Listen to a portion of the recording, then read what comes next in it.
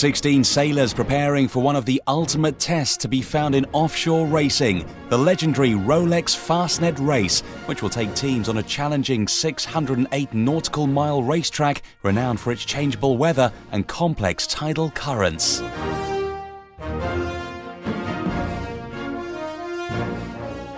The biennial Rolex Fastnet Race tests teams' strategy, decision-making, stamina, and in short, an offshore racing skills. It is renowned as one of the biggest challenges of a sailor's career, a perfect stage to test the MBA sailing team of 12 MBA alumni from different universities who would face one of their most grueling tasks yet, led by the renowned skipper Roy Heiner and some of his team.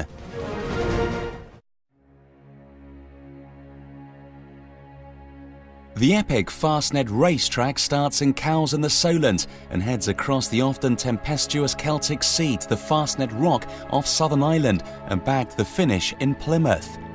336 yachts from 20 nations competed in this year's record-breaking fleet, attracting some of the world's fastest yachts and professional teams to race alongside Corinthian entries. The world's largest offshore yacht race, the Rolex Fastnet Race is globally revered and recognized with wide-ranging appeal. The complicated racetrack is perfect to prepare for the professional teams who have offshore race ambitions, such as the Volvo Ocean Race or other classic offshore races. A massive step away from the relative comfort of the boardroom, the 12-strong MBA team were novices in offshore racing until embarking on their adventure and spent almost 7 months preparing and training. Partnering with the charity ZOA, their Fastnet Challenge would also raise much-needed funds for water, sanitation and hygiene in countries affected by conflict and natural disaster. The novice team were partnered up with one of sailing's well-known faces, Roy Heiner, a renowned offshore and round-the-world sailor, match racer and 4-time Olympian, the perfect partner to make their goal possible. The interesting part about the boat is that you need to be a team. The difficult part about the MBA alumni is that they obviously came from different boats. So they're not a team to start with, and they needed to gain a lot of experience. So we've had a training program to get people working on and understanding the Volvo 60, and at the same time trying to build more of a team. As the owner of a Volvo 60, a renowned racing machine, Heiner and his team started their preparations. Precision and preparation are key to success in sport. The day before the race start, the team were focused on preparing the boat, loading food and water, checking equipment and all electronics. It was then on to a briefing for the final planning and teamwork preparations, along with race strategy and weather updates. A few hours later, and more final checks with all the team on board and double-checking gear.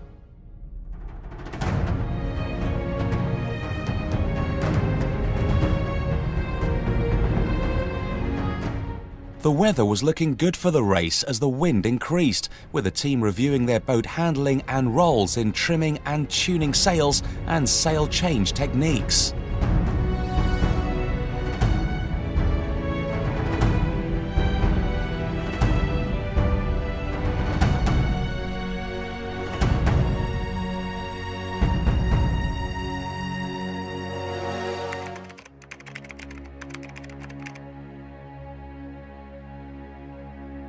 An overcast and virtually windless morning gave way to sunshine and a gently building breeze as the team headed to the racecourse at 1200 hours. A morning for mixed feelings and trepidation. The goal of us for the coming Fastnet regatta is just to enjoy ourselves, first of all. Quite excited after all these months of training, and we put in a lot of work. I love the challenge, I love racing, and I wanted to do one of these races. And I hope we have a good race.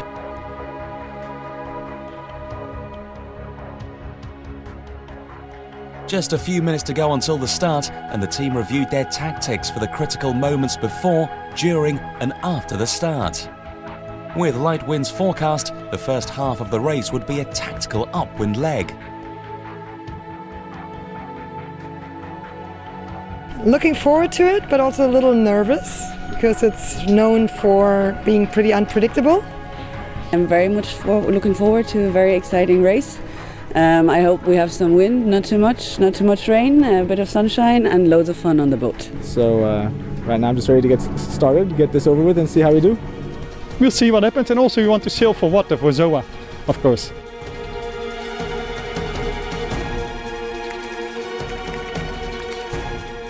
At 13:50 hours on the 11th of August, the MBA sailing team started the Rolex Fastnet Race, opting for a pin-end start in what was the crowded end of the line.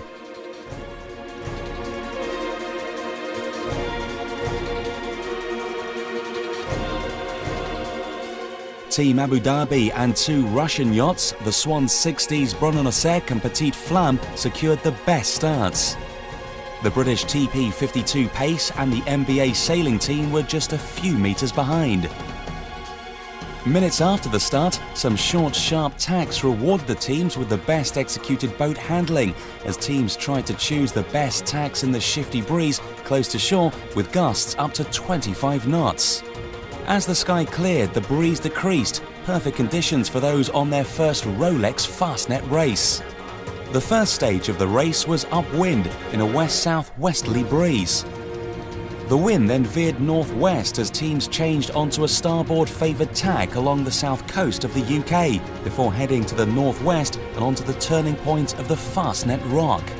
Noted landmarks indicated their progress as the team passed the Needles, Portland Bill, Starpoint, the Lizard and Land's End ahead of the open water passage across the Celtic Sea.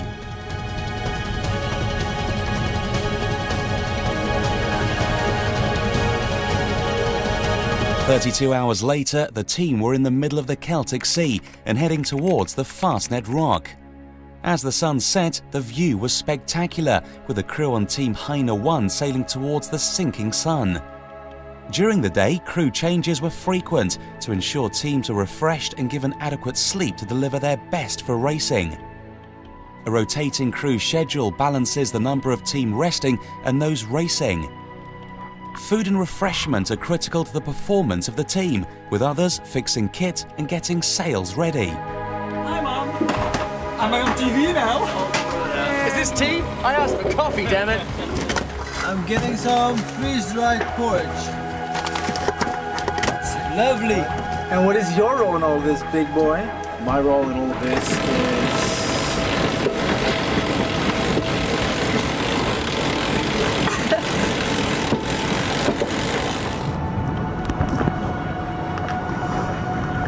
You have a halyard ready?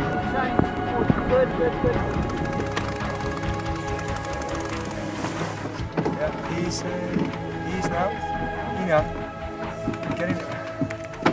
By 1000 hours on the 13th of August, the team were on a port leg towards the Fastnet Rock, with the wind gradually dying. As they rounded the rock and the landmark turning point of the Fastnet race, there was virtually no wind and a glass-like sea. No quick escape onto the long return leg back to Plymouth, as the team found themselves enjoying the view of the Fastnet Rock. The Fastnet Rock is the most southerly point of Ireland, rising to about 30 metres above the low water mark with a lighthouse atop it. The wind steadily increased and the pace of their race back to the finish line at Plymouth was much faster, taking just 1 day compared to the 2.5 days to get to the Fastnet Rock.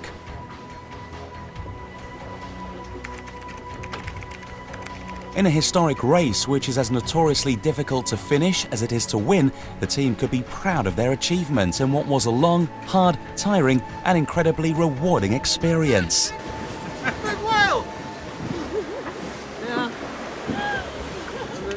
One of our main guys, Berend Groeneveld, has a very tight connection with the Cambodia, a Dutch-based charity organization who helps out in Cambodia with the water wells in 2 large villages. We see a comparison between there's a Pol Pot area in which all the intellectual people were actually slaughtered, and we think of ourselves as MBAs. We can actually help the people who remain in that country by sailing for water. So we spend some time on the water to create water for people in Cambodia.